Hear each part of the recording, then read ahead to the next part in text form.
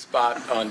We saw on TV, and Coach talked about it with Travis over on the sideline. You guys get emotional about these things. What was Travis like out there in the huddles and all that? He's Travis. He's just normal Travis. He's a guy that loves it. He loves it. He's passionate about it, and that's what's made him so great. And so I've not seen what y'all are talking about, but I know Coach Reid loves, I know Travis loves, and I know they love each other, and that's what you want out of the greats. I think we had the pass on the field, and with the review, I got to talk it over with the guys on the sideline, and we thought they might play a man coverage, and we had a good play that we got to, and it was just about buying time, with that defensive line, and so I wish I could have got it a little bit further and made an easier catch, but a tremendous catch by him on that right there, and then securing it and getting us to the one so we can score a touchdown. So you were always going, that was your first read on that play?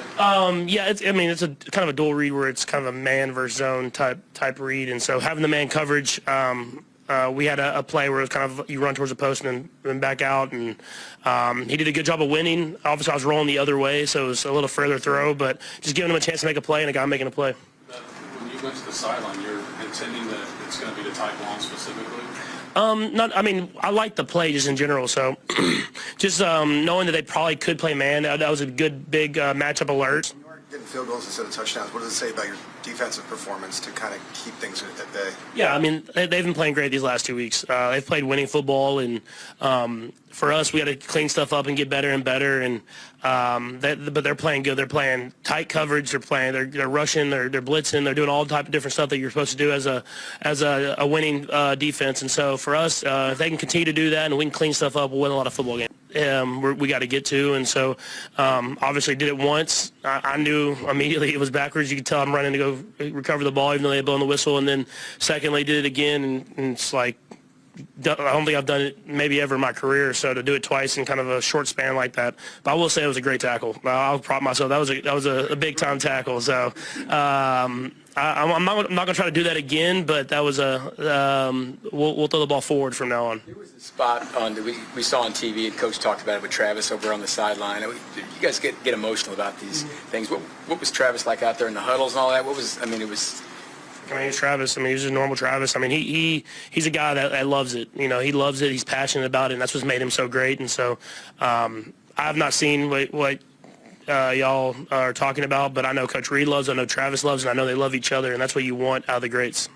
On the first touchdown pass, it seemed like maybe Tyquan wasn't your first option. Just does that play a culmination of the trust you sort of developed in him to see sort of on that back shoulder to see that he's open? Yeah, for sure. Just knowing kind of the coverage, I think that was a good job by him. Knowing that we were trying to kind of get something to Juju or Travis out in the flat, and then kind of having a spot up route for Juju, and how their double guy, kind of like last week with the Eagles, double guy ran to get to Travis and get out of the way for the reason it had happened. But obviously a big moment because he's about to pick that ball up. I can see his eyes get big, like he's about to score a touchdown, and that's what you got to finish in this game. You got to compete. You got to love the game. And whenever you make a mistake, you got to still leave it all on the line. And we were able to get that ball back, and the defense got a huge stop for us there at the end of the half, and then we were able to get 3 points. So definitely a momentum swing, and making a bad play not as bad.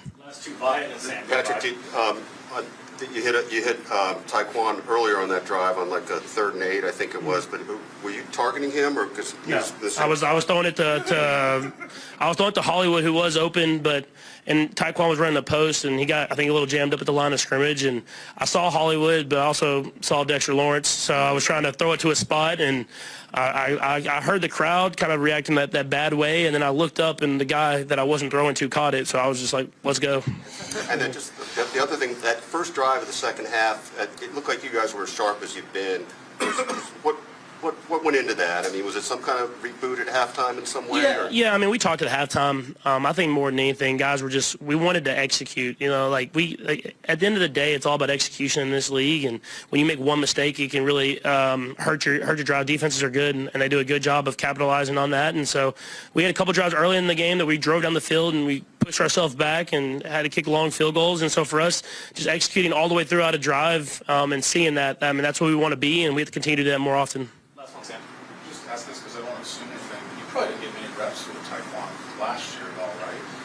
No, but he would come in, like, you know, you get in those practices sometimes and guys are a little banged up at the end of the season. He'd kind of come in and run some of those deeper routes. And I would throw to him a couple times last year just to see, like, what he had. And you could see that he had juice. And now just getting into OTAs and then into training camp, he was one of those guys that was down there with me working in Texas. And so I knew he was going to be a good football player, but he's even exceeding my expectations. And so he's stepping up whenever the opportunity has been provided for him. Any injuries? Brian Cook was okay at the end of it, so everybody else made it through all right. A good win to get, in particular when you haven't had one. So that was important to take a step forward. The second quarter was hard to watch there, but the third and fourth quarter, I thought our guys really came together and played well. I thought defensively we did some really good things with the turnovers. The interceptions and turnovers. I thought Bolton with the 14 tackles did a heck of a job, and our third downs were incredible. So great pressure up front. It starts there. And then likewise on the offensive side, you know, Pat had some really good things he did out there, and the offensive line I thought did a heck of a job. I was probably most happy for Pacheco coming home and putting up a 4.5 yard per carry shot out there, which was good, and Kareem did some good things there too. Thornton, great to get him involved in the game plan. I thought he played well. But again, it all starts up front. That defensive line, Brian's done a nice job as their personnel department of getting these defensive linemen. That's as good a defensive line as there is in this league. And then offensively, he's got some good things going. He's got Wilson there, which is a plus, and then you got a young quarterback behind him, which is also a plus. So the sky's the limit, and they've got good receivers. So it's you know, we looked at the tape.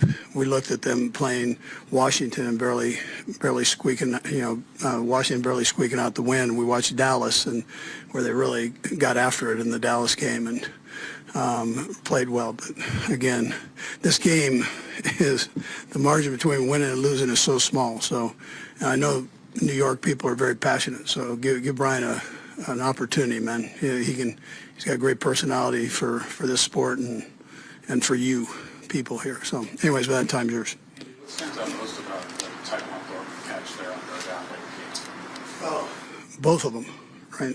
He had the one, I mean, back to back, Pat went to him. And it was a nice job, you know, making the second one go there. So, and he's got, you know, he's showing some things. So that's, he's a guy that I know Juju spoke highly of when he was at the Patriots. I mentioned Bill Belichick, gave him big compliments, and he's come in here and done nothing but work hard. And so it's nice to see him getting an opportunity. Andy, did Patrick, was that the call of the play that had you go right back to him on that second play, or was that Patrick's read all the way? No. Yeah, it was Patrick. Yeah. It wasn't by your design. Nags and I tag team those things, so give Nags a credit on that. And just to come out in the second half, it looked like some juice and execution that maybe you hadn't had. What we played better together is what we did. Played better together. So we had too many mistakes. One thing here, one thing there.